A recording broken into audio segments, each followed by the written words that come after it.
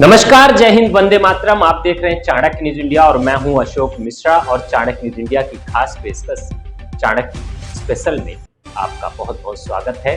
और आज हम चर्चा करने जा रहे हैं देश में घटित बीते 2 दिनों में 2 ऐसी घटनाओं को लेकर जो आज चर्चा का विषय बनी पड़ी है। पहली, भारत जोड़ो यात्रा जो देश के कोने कोने से होते हुए साउथ से शुरू होकर कहते हैं कन्याकुमारी से लेकर कश्मीर तक की यात्रा जो राहुल गांधी ने की, उसको लेकर आज हम आपसे सीधी सीधी बात करने जा रहे हैं कि इस यात्रा के दौरान बहुत से पड़ाव देखने को मिले, बहुत से मोड़ ऐसे आए जब बयानबाजियों का दौर चला और बयानबाजियों के दौर के चलने के साथ साथ यात्रा रुकी भी, थमी भी और चलती भी रही।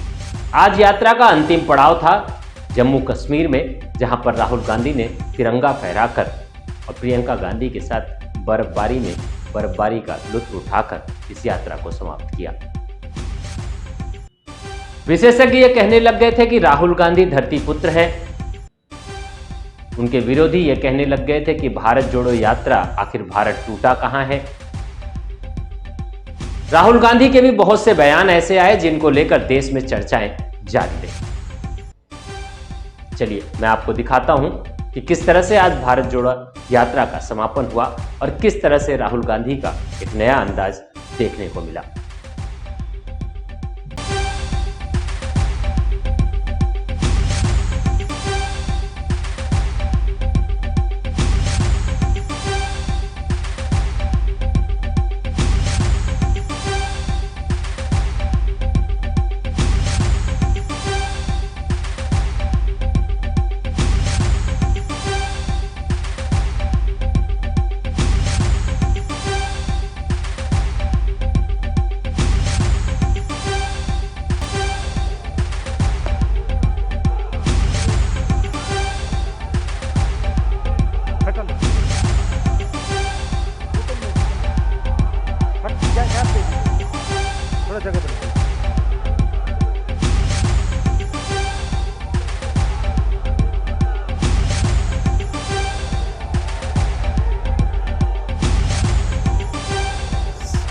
स्टेज पे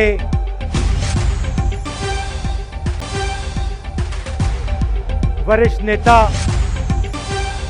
कांग्रेस पार्टी के वरिष्ठ नेता, विपक्षी दल के वरिष्ठ नेता, हमारे प्यारे कार्यकर्ता,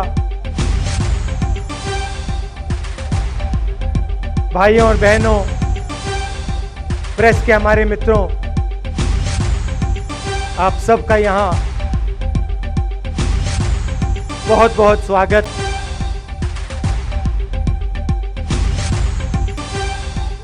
आप आज यहाँ बर्फ में खड़े हैं, मगर आप में से किसी को सर्दी नहीं लग रही।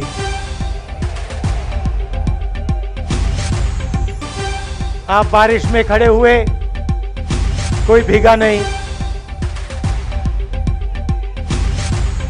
गर्मी में आपको गर्मी नहीं लगी, सर्दी में आपको सर्दी नहीं लग रही है, क्योंकि देश की शक्ति आपके साथ है।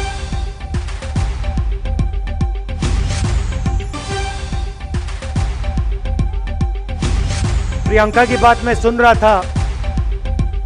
प्रियंका ने कहा मेरे मैसेज के बारे में, प्रियंका ने कहा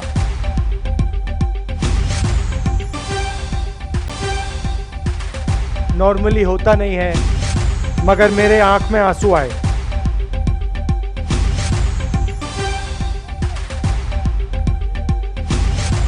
क्योंकि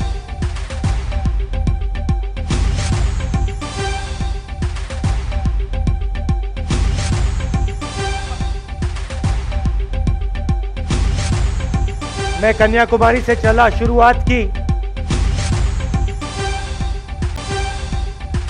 और पूरे देश में हम पैदल चले।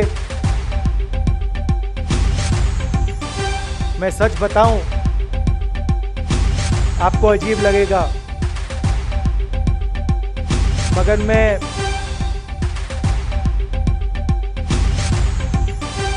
बहुत सालों के लिए हर रोज 8-10 किलोमीटर दौड़ता हूँ, तो मैंने सोचा था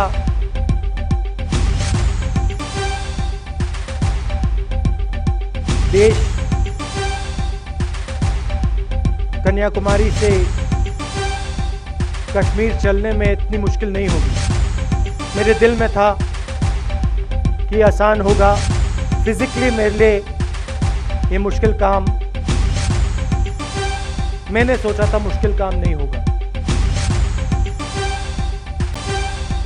शायद मैं काफ़ी वर्जिश करता हूँ, थोड़ा सा अहंकार आ गया, जैसे आ जाता है।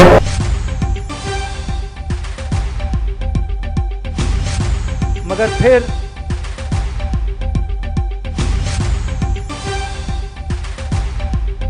बात बदल गई। जब मैं छोटा था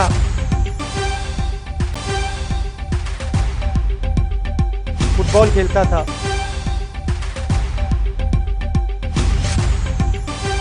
और कॉलेज में जब मैं फुटबॉल खेल रहा था, एक बार मुझे बहुत जोरों से घुटने में इंजरी हुई थी।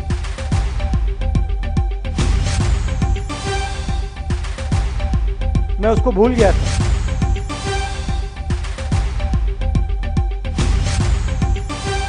घुटने में दर्द नहीं होता था, भूल गया था उसको, दर्द गायब हो गया था। मगर कन्याकुमारी से 5-7 दिन बाद घुटने में प्रॉब्लम आई, और जबरदस्त प्रॉब्लम आई। पूरा अहंकार उतर गया, और मैं सोचने लगा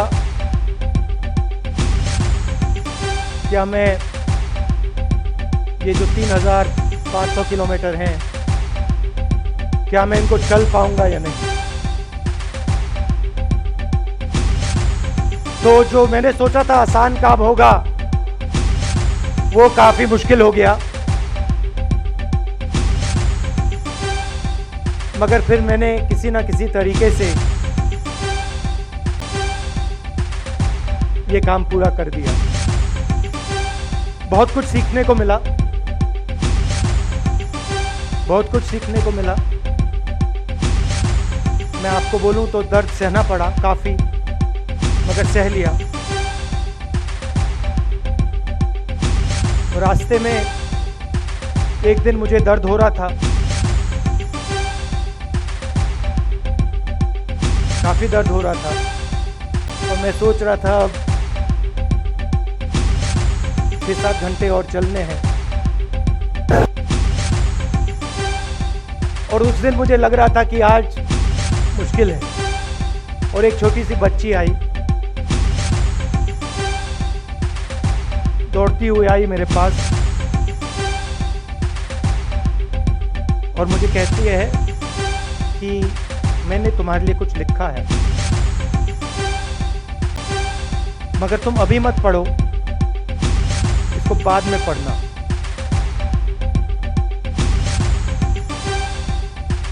और फिर वो मुझे गले लग के भाग गई। फिर मैंने सोचा अब पढ़ता हूं क्या लिखा है।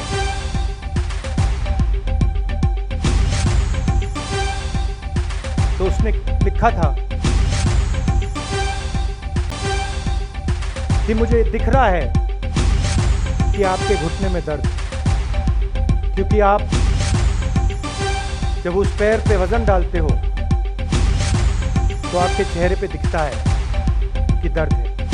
मगर मैं आपको बताना चाहती हूँ कि मैं आपके साथ कन्याकुमारी नहीं चल सकती हूँ, क्योंकि मेरे माता पिता नहीं चलने दे रहे हैं। मगर मैं दिल में आपके साथ, आपके साइड में चल रही हूँ, क्योंकि मैं जानती हूँ कि आप अपने लिए नहीं चल रहे हो, आप मेरे लिए चल रहे हो, और आप मेरे भविष्य के लिए चल रहे हो। और और उसी सेकंड में, पता नहीं अजीब सी बात है, उसी सेकंड मेरा दर्द उस दिन के लिए गायब हो गया। दूसरी बात, मैं चल रहा था और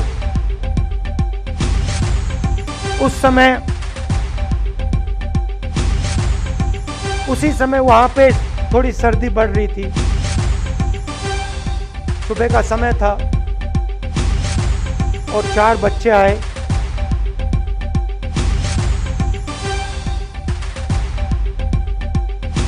पता नहीं कहना चाहिए या नहीं।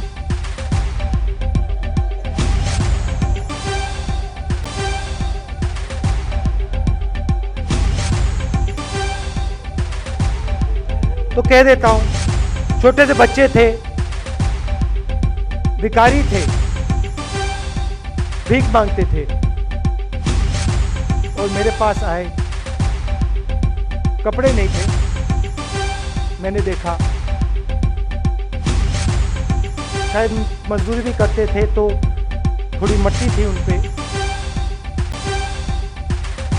खैर, मैं ये चीजें देखता नहीं हूं, तो मैं उनके साथ गले लगा, घुटनों पे गया, ऐसे उनको पकड़ा मैंने, क्योंकि मैं उनकी लेवल पे रहना चाहता था। और फिर, नहीं सुनिए, मैं ये बात कहना नहीं चाह रहा था मगर कह दूंगा। तो उनको ठंड लग रही थी, वो कांप रहे थे। शायद उनको खाना नहीं मिला था, छोटे बच्चे मजदूरी कर रहे थे।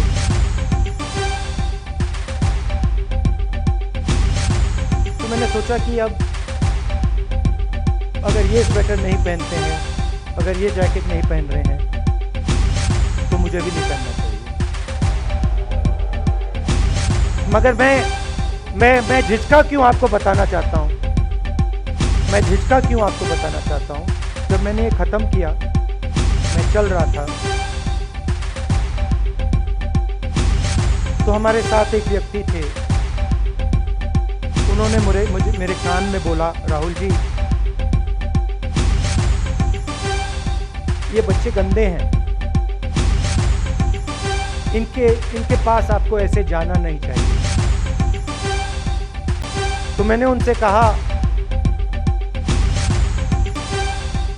वो आपसे और मुझसे दोनों से साफ है।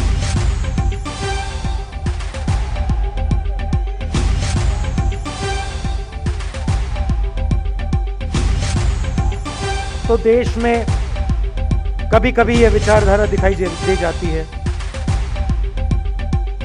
दूसरी बात आपको बता देता हूं, शायद लोगों को अच्छी ना लगे।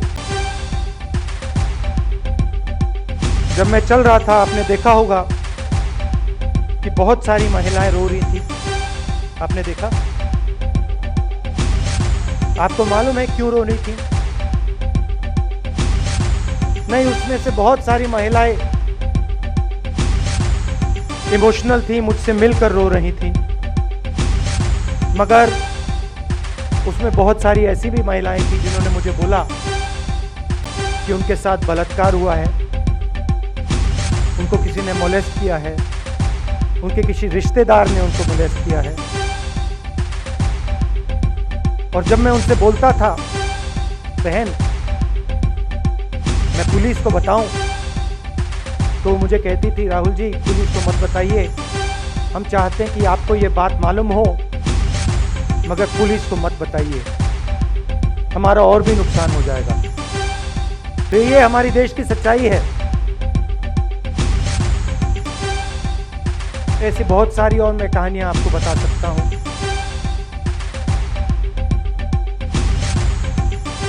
तो फिर मैं कश्मीर की ओर आ रहा था और मैं सोच रहा था कि इसी रास्ते पे मैं नीचे से ऊपर जा रहा हूं। मैं सोच रहा था कि इसी रास्ते से सालों पहले मेरे रिश्तेदार नीचे से ऊपर आए, सॉरी ऊपर से नीचे आए, कश्मीर से इलाहाबाद गंगा की ओर गए। और मुझे ऐसा लग रहा था कि मैं वापस अपने घर जा रहा हूं।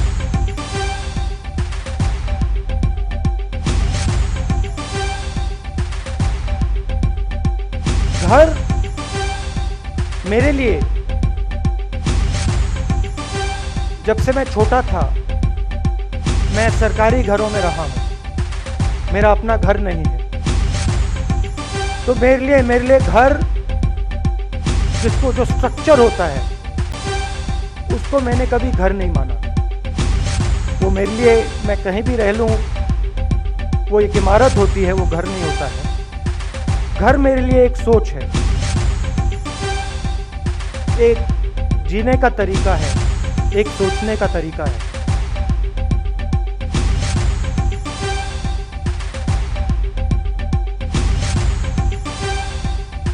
और यहां पे जिस चीज को आप कश्मीरियत कहते हो, उसको मैं अपना घर मानता हूं। अब ये कश्मीरियत है क्या? ये जो शिव जी की सोच है एक तरफ, और थोड़ी सी गहराई में जाएंगे तो उसको शून्यता कहा जा सकता है। अपने आप पर, अपने अहंकार पर, अपने विचारों पर आक्रमण करना। और दूसरी तरफ इस्लाम में, जिसको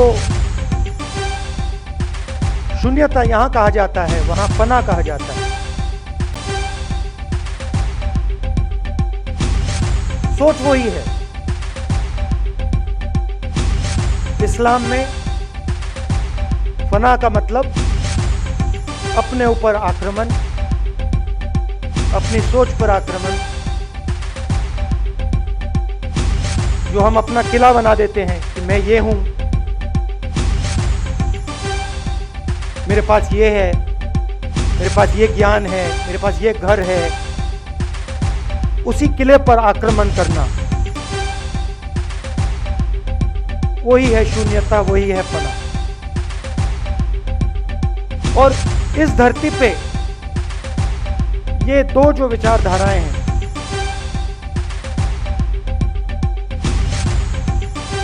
इनका एक बहुत गहरा रिश्ता है, और ये सालों से रिश्ता है, जिसको हम कश्मीरियत कहते हैं। यही सोच बाकी स्टेट्स में भी है। गांधी जी वैष्णव जनतों की बात करते थे, जिसको हम यहां शून्यता, फना कहते हैं, उसको गुजरात में वैष्णव जनतों कहा जाता है। असम में शंकर देव जी ने भी यही बात कही। कर्नाटक से हमारे यहाँ जो लोग आए हैं, वहाँ बसवा जी ने ये बात कही। केरल में नारायण गुरु ने ये बात की। महाराष्ट्र ने ज्योतिबा फुले जी ने ये बात की। और यहाँ इसको हम कश्मीरियत कहते हैं। लोगों को जोड़ना और दूसरों पर आक्रमण नहीं करना, अपने आप पर आक्रमण करना, अपनी कमी देखना।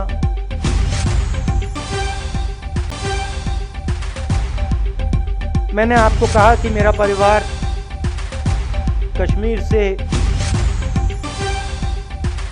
गंगा की ओर गया था। इलाहाबाद संगम के बिल्कुल किनारे वहां पास में हमारा घर है।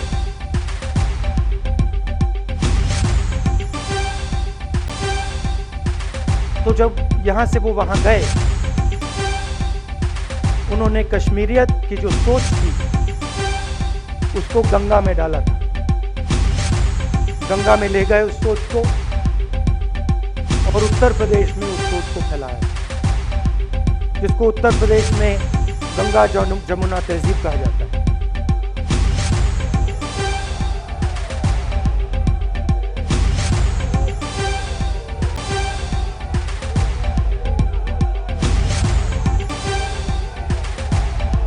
तो उन्होंने, मेरे परिवार ने छोटा सा काम, कोई बड़ा काम नहीं किया। जो आपने उनको सिखाया, जो जम्मू कश्मीर के लोगों ने उनको सिखाया, लद्दाख के लोगों ने सिखाया, क्योंकि उसमें बौद्ध धर्म भी है,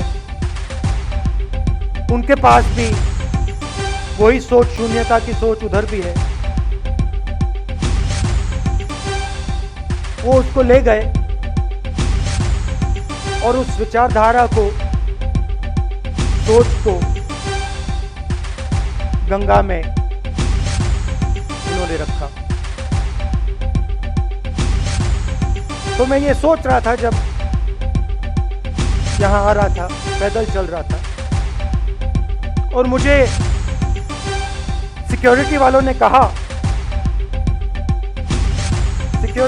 कहा था कि देखिए, आप पूरे हिंदुस्तान में चल सकते हो, जम्मू में भी चल सकते हो, मगर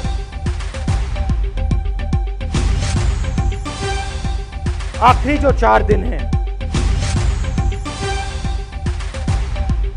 कश्मीर में आपको गाड़ी से जाना चाहिए।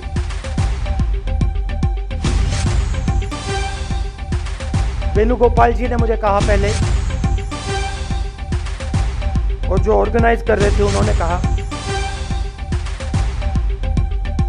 3-4 दिन पहले एडमिनिस्ट्रेशन ने कहा कि देखिए, शायद डराने के लिए, कि देखिए अगर आप पैदल चलेंगे तो आपके ऊपर ग्रेनेड फेंका जाएगा।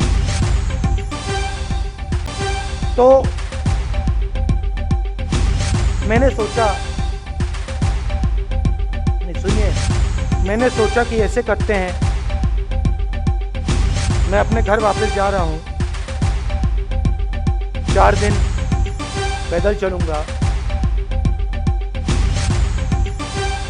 अपने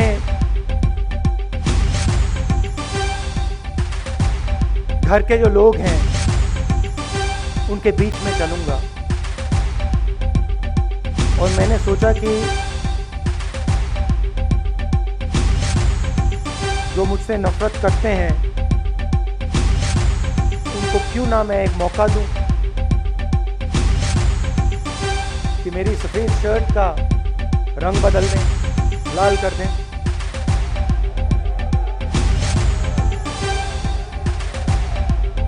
क्योंकि मेरे परिवार ने मुझे सिखाया है, गांधी जी ने मुझे सिखाया है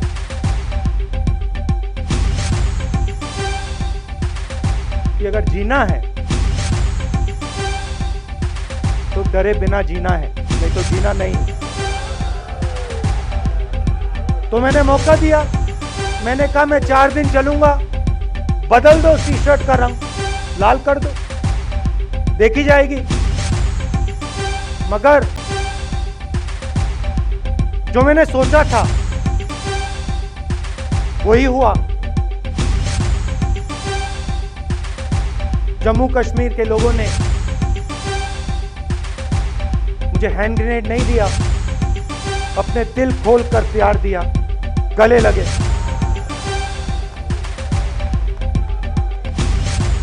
और मुझे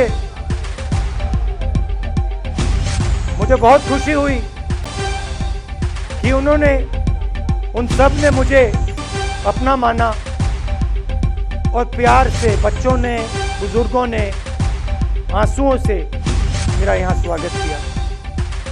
मैं अब जम्मू कश्मीर के लोगों से, और जो यहाँ हमारे सेना के लोग काम करते हैं, सीआरपीएफ के लोग काम करते हैं, उनको मैं कुछ कहना चाहता हूँ। सबको, जम्मू कश्मीर के युवाओं को, बच्चों को, माताओं को, सबको, सीआरपीएफ के, बीएसएफ के, आर्मी के जवानों को, उनके परिवारों को, उनके बच्चों को मैं कहना चाहता हूँ, देखिए, मैं हिंसा को समझता हूँ। मैंने हिंसा सही है, देखी है।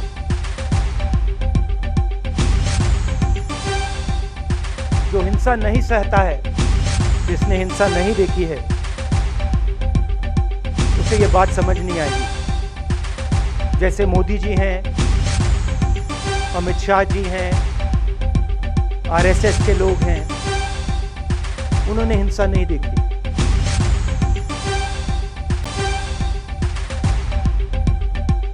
डरते हैं, नहीं डरते हैं, देखिए डरते हैं। यहाँ पे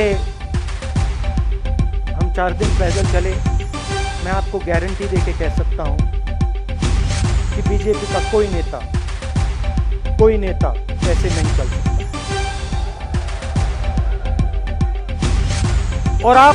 और इसलिए नहीं क्योंकि जम्मू कश्मीर के लोग, इसलिए नहीं क्योंकि जम्मू कश्मीर के लोग उनको चलने नहीं देंगे, इसलिए क्योंकि वो डरते हैं। खैर, मैं अपने जम्मू कश्मीर के लोगों को, युवाओं को, बुजुर्गों को और आर्मी के लोगों को, सीआरपीएफ, बीएसएफ लोगों को थोड़ा सा बताना चाहता हूँ। देखिए, मैं जब 14 साल का था, स्कूल में था, सुबह ज्योग्राफी की क्लास में था, मैं पढ़ रहा था, सामने बैठा था और मेरी एक टीचर आई, अंदर आई और उसने कहा, राहुल तुम्हें प्रिंसिपल बुला रहा है। मैं बदमाश था, बहुत बदमाश था। जब छोटा था, बहन से पूछ सकते हो क्या क्या करता था मैं, अभी भी करता हूँ।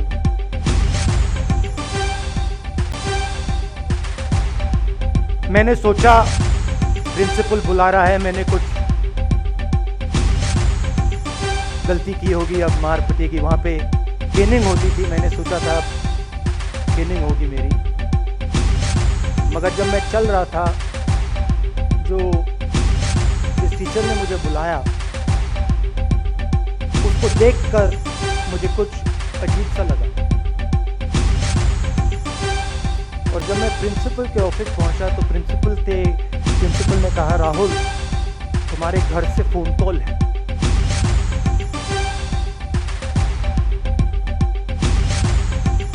और जब मैंने उसके शब्द सुने, मुझे पता लग गया कुछ गलत हो गया। मेरे पैर कांपे और मैंने जैसे फोन अपने कान पे लगाया तो मेरे माँ के साथ एक औरत काम करती है, वो चिल्ला रही थी, राहुल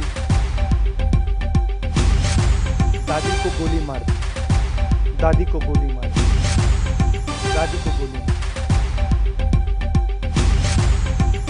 14 साल का था।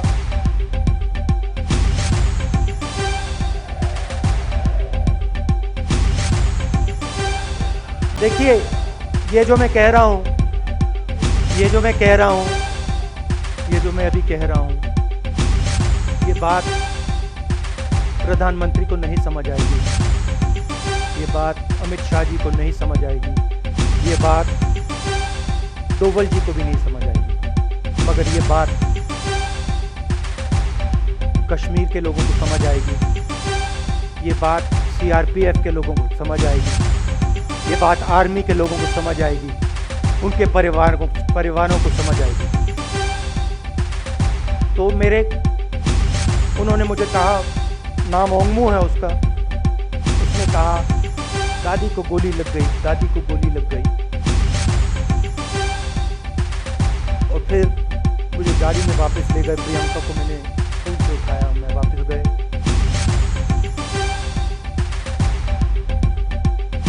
और फिर मैंने वो जगह देखी जहाँ मेरी दादी का खून था।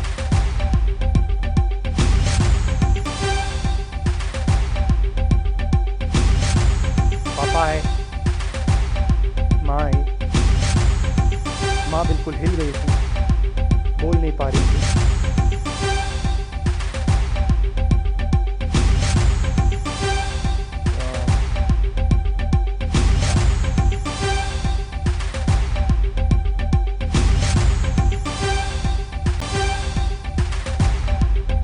फिर क्या हुआ?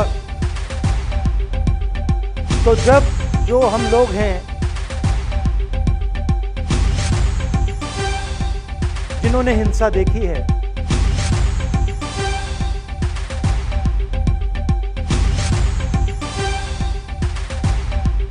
ये जो है ना, ये इसको हम बिल्कुल दूसरी तरीके से देखते हैं। ये आप सबके लिए टेलीफोन है, ये हमारे लिए सिर्फ टेलीफोन नहीं है।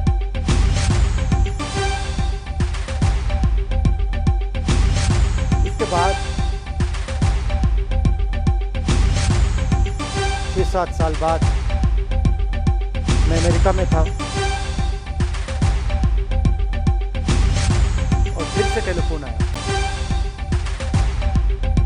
21 में टेलीफोन आया। जैसे बहुत सारे, जैसे जो पुलवामा में हमारे सैनिक मरे थे, उनके घर टेलीफोन आया होगा। हजारों कश्मीरी लोगों के घर टेलीफोन आया होगा। सेना के परिवारों को टेलीफोन आया होगा। वैसा ही टेलीफोन आया। पिता के एक दोस्त थे, उन्होंने मुझे फ़ोन किया और कहा, राहुल बुरी खबर है। मैंने उनसे कहा, मैं जानता हूँ पापा मर गए। कहते हाँ। मैंने कहा धन्यवाद। तो मेरा कहना है जो हिंसा करवाता है, जैसे मोदी जी हैं, अमित शाह जी हैं, अजीत डोभाल जी हैं, आरएसएस के लोग हैं, वो इस बात को समझ नहीं सकते, वो दर्द को समझ नहीं सकते। हम समझ सकते हैं। पुलवामा के जो सैनिक थे, उनके बच्चों के दिल में क्या हुआ मैं जानता हूं। मेरे दिल में वही हुआ है। तो यहाँ पे कश्मीर में लोग मरते हैं, उनके दिल में क्या होता है, जो फोन कॉल आता है क्या लगता है, वो मैं समझता हूँ, मेरी बहन समझती है। तो कल किसी जर्नलिस्ट ने मुझसे पूछा, यात्रा का क्या लक्ष्य है?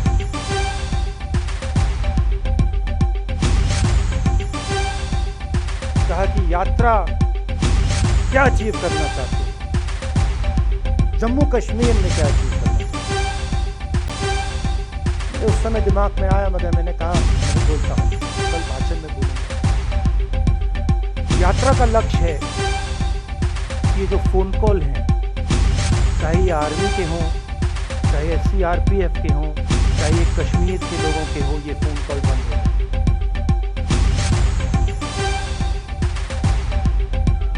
ये फ़ोन कॉल किसी बच्चे को, किसी माँ को, किसी बेटे को ना लेना पड़े।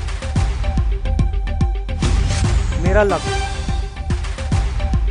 ये जो फ़ोन कॉल हैं, इनको बंद करने का है।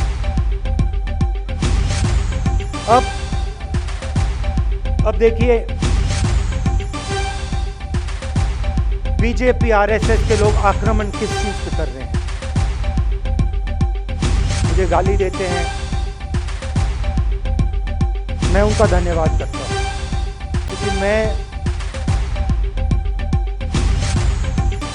मैंने आपको शून्यता की बात की, शिव की बात की, उसको मैं समझता हूं और मैं दिल से उनका धन्यवाद करता हूं कि जितना भी वो मेरे ऊपर प्रेशर डालें, जितनी भी गाली लगाएं, जो भी वो करें, उससे मैं सिर्फ सीखता हूं। तो मैं एक प्रकार से उनका धन्यवाद करता हूँ।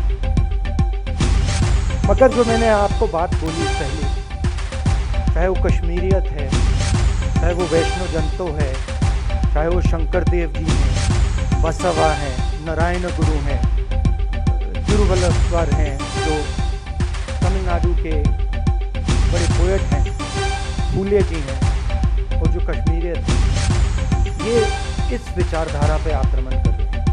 और ये जो विचारधाराएं हैं, ये इस देश की नींव है, इस देश की फाउंडेशन। और आपने जो किया, जो यात्रियों ने किया, हम सब ने किया, इस विचारधारा की रक्षा के लिए किया। मैंने ये काम अपने लिए नहीं किया, मैं ऐसा काम अपने लिए कभी कर ही नहीं सकता। मैंने ये काम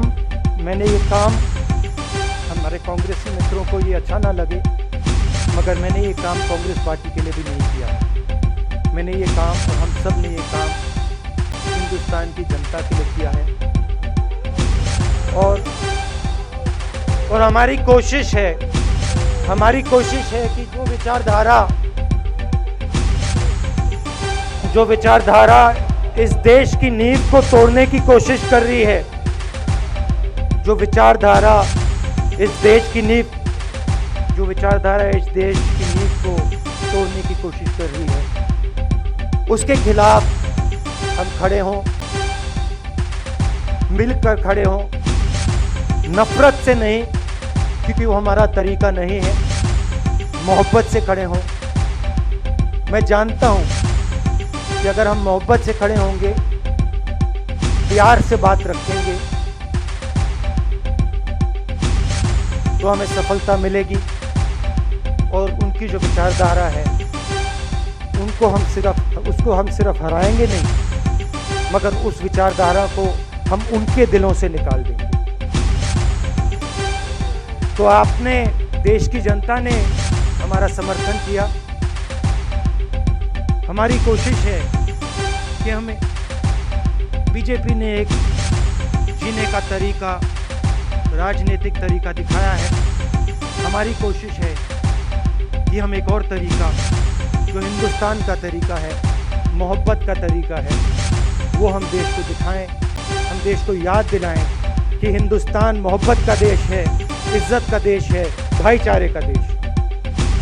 तो हमने जो कहा था, छोटा सा कदम लिया है, बड़ा कदम नहीं है। नफरत के बाजार में मोहब्बत की दुकान खोलने की कोशिश की। धन्यवाद। जय हिंद।